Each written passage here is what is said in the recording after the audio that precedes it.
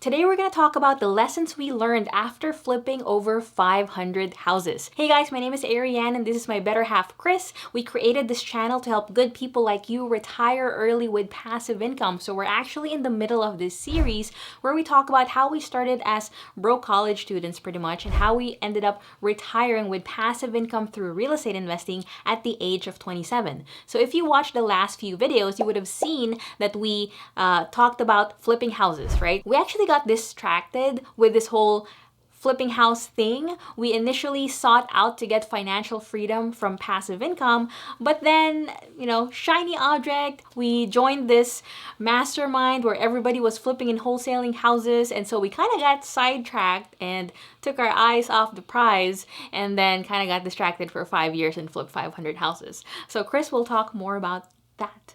Not a bad distraction. Okay, yeah, so we did get distracted. We started off trying to buy rental property so that we could have passive income. And then after flipping that first house, we made 30 or 40 grand in 3 or 4 months. And that was a huge chunk of our salary at the time. So what we saw was like this shiny object, quick escape from our day job. A way to transition from working for someone else to working for us. And we took that chance and got swept away with we joined a group, hired some coaches, learned how to do that really well. And as you can see, we actually successfully flipped 500 houses over 5 years. I would say that's pretty successful.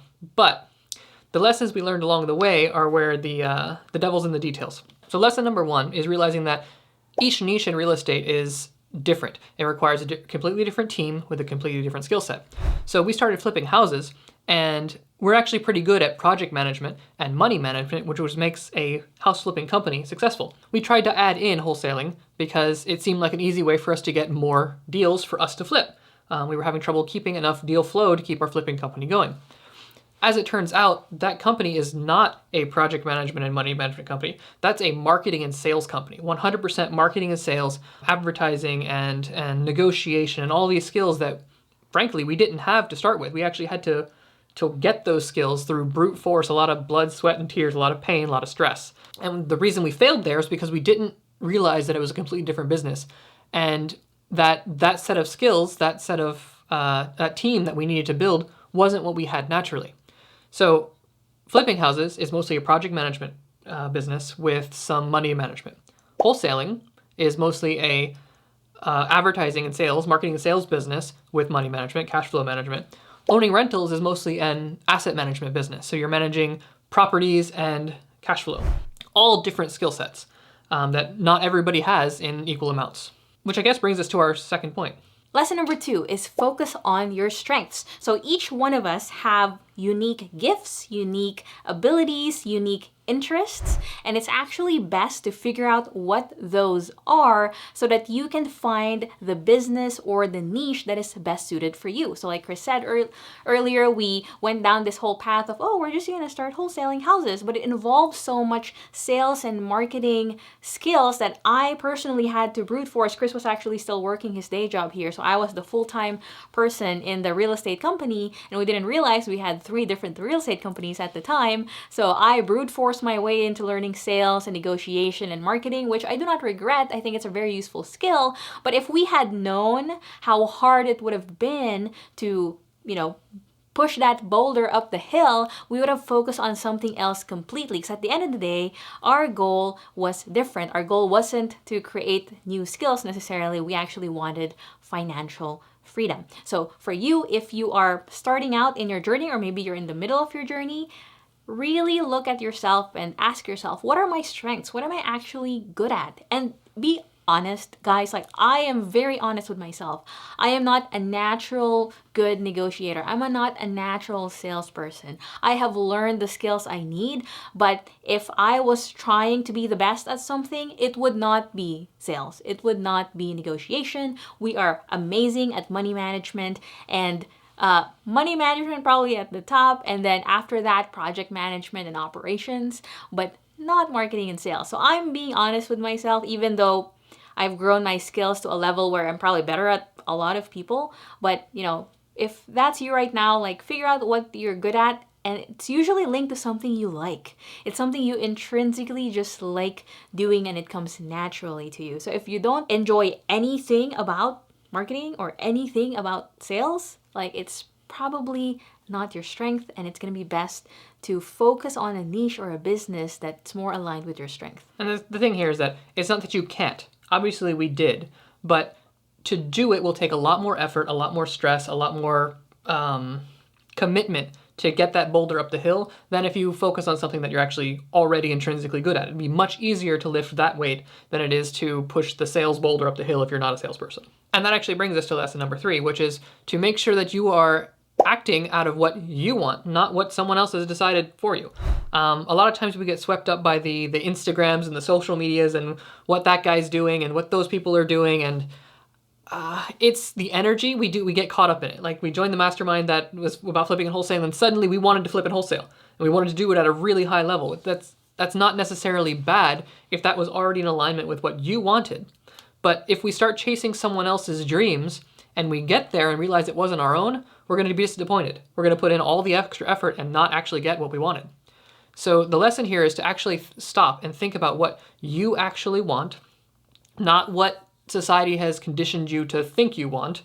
Stop, actually dig deep and figure out what you want, and make sure that everything you're doing is aligned with what you ultimately want. We wanted financial freedom and passive income. What we built was a company. We built a business. We were self-employed for a little while, and we became business owners for a little while in a company that was mostly marketing and sales with some project management and money management in it. It wasn't what we wanted. We just chased the shiny object that someone else had laid for us, the path someone else put for us. Right. So point number 3 is define your goal and make sure it's your goal and not someone else's. Point number 4 is constantly look at that goal and reassess and make sure that you are going down the path that leads to your goal. And Chris alluded to this earlier. We thankfully at one point saw that, hey, hold on, like the direction we're going down is not the path we actually want to go down on, right? Like this whole building this huge team, we had like 15 team members that's mostly marketing and sales based, and I was leading most of the marketing and sales. Like we just didn't like it. And the conversation actually started because we weren't very happy. Like we were making all this money and we were, flipping 100 houses a year, and everybody out from the outside saw that we were doing so well, but we were miserable. We were just so miserable in that business because it just didn't align with our strengths, what we liked doing. And yes, we were good at money management, so thankfully there was money left over after. But if we weren't even good at money management, we would have no money left even after flipping a bunch of houses, and we would be miserable. So make sure you reassess where you're at and see if you're getting closer to your goal or if you're getting further from your goal. And if you're getting further from your goal, it's okay to change directions. Which point number 5 she just said is, it is absolutely okay to change directions, right? If you are running down a path and you realize that path is not going where you want to go, it would be foolish to continue running down that path. And that's okay. We get so wrapped up in things. We attach our identity. We are house flippers. We are wholesalers. We are insert whatever you think you are, right? We get so wrapped up in that we're afraid that we're going to lose our identity if we change. And that's just not true, right? You're setting yourself up for failure if you continue following a path that you know is not going to get you where you're supposed to go. So if you have these meetings, you sit down, we do it pretty much weekly, and we ask ourselves what we're going to do with life and if we're happy with where we're at. And if the answer is no, that means we need to make a change. Sometimes that change is a completely different direction. Sometimes it's a tweak to the direction we're already going. But it's okay to make that change. It's okay to put what you have done on a shelf. You learned everything you could from it. You got great information, great lessons, great life lessons. You built character. It's all good stuff. And it had its time. And now it might be time for something else. And that's okay. Yeah. And this is your life, remember. You only have one life. So make sure that you're living true to what you want your life to look like. And if it's not what that is right now, hey, you are not a tree. You can move and change. So make sure you make that change. Yep. Which brings us to our final point number 6. Point number 6 is, what is your return on life invested? Most of us think of return on investment, right? But really think about everything you're doing and think about how, instead of just time and skills and energy, you're actually expending your life, right? Like each moment that you're spending is your life. You can't get that life back. So think about what you actually want to invest your life in, and is it worth it, right? So when we reach this realization that, oh, we got distracted from our goal of financial freedom and we just stepped into this hamster wheel of like, let's just build a bigger, bigger, bigger business.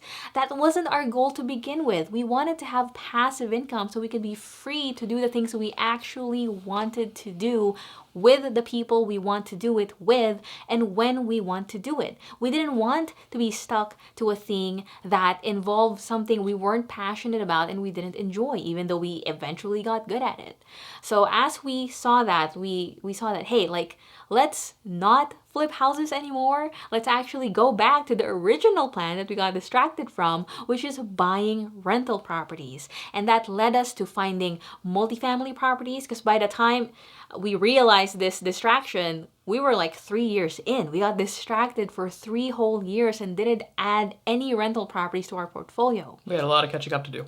We had a lot of catching up to do. And so we were like, how can we catch up, right? How can we, just catch up to all of the rentals we should have bought already? And that got us into looking at multifamily properties. So our next video is going to be all about our very first multifamily property, which was actually 24 units. Bye-bye. Funny enough. So thankfully, we actually got caught up after that 3-year distraction, but you do not want to miss this next episode because we'll talk about how we found the deal, how we actually financed the deal, and then fast forward to today, what that deal looks like now and how much we're cash flowing and all that good stuff. So make sure you click that like button, that subscribe button, and the notification bell so you can be the first person to know that our next video is up. And if you're new to the channel, watch the other videos in the playlist. You might learn a lot of things with ourselves. We want to help you not make the same mistakes we did and not get distracted the way we did. So hopefully you're learning a bunch from this.